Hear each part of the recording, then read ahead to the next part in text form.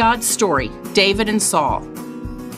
So part of God's story is about two guys named David and Saul, and it begins like this.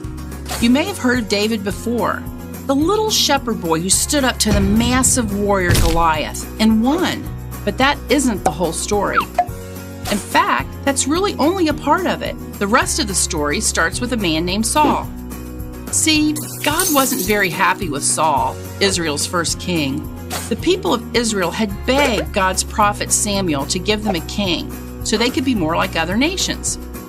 God warned the Israelites they would regret it, but gave them Saul as their king. And like anyone, King Saul wasn't perfect and soon started to mess up, disobeying God and leading Israel away from him. And that's where our friend David comes in. God wanted a new king to replace Saul, so he sent Samuel to a man named Jesse. Jesse showed Samuel his eldest sons, big and strong men. Samuel thought for sure that one of these impressive boys was to be king, but God had other plans. God told Samuel to find another son, so Jesse brought in little David. Even though David was a little scrawny and had the smelly job of taking care of sheep, God told Samuel to look at more than his appearance.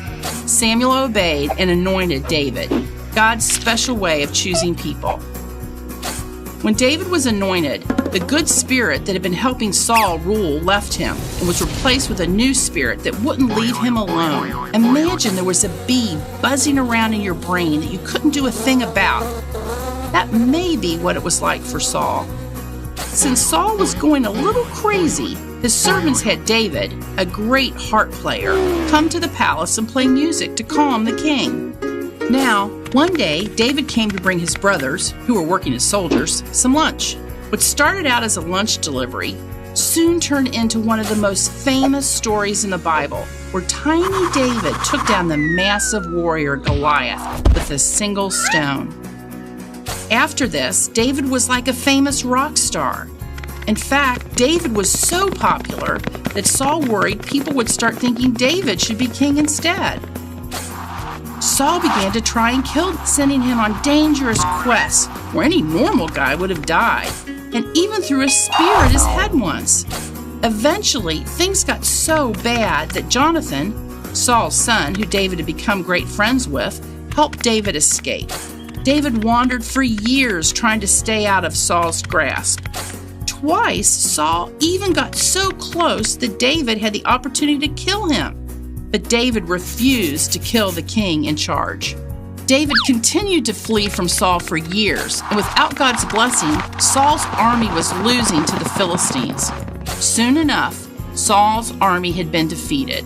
Jonathan had died, and the Philistines were now chasing them. Saul was so afraid of capture that he chose to fall on his own sword instead of letting the Philistines catch him. When David heard of Jonathan and Saul's death, he went out and avenged them. And with Saul dead, David returned to Israel and at last took his place as God's new king. And that's the story of David and Saul. So, in case you missed it, here's the quick version. God made Saul king. Saul disobeyed God. God said he would take the kingdom away from Saul and chose David. David became popular. Saul became fearful of David. David had to run away. David wandered for years. Saul died. David avenged Saul. David took over as Israel's chosen king. And that's a part of God's story.